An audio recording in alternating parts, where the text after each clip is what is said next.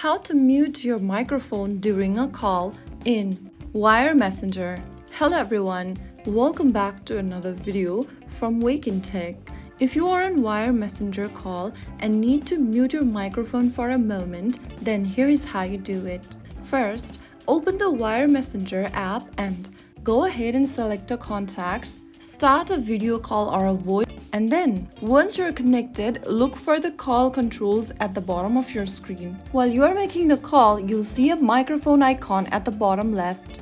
Just tap on it in order to turn off or mute your microphone during the call. Once you do that, your microphone will be crossed with a line, which means you have muted your microphone during a call in Wire Messenger. When you want to speak again, simply tap on the microphone icon one more time and you'll be able to enable microphone again. Muting your microphone during a Wire Messenger call is a quick and convenient way to manage background noise and conversations. If you found the video helpful, don't forget to like, share, and subscribe to our channel. I will see you again in the next video. Thank you for watching.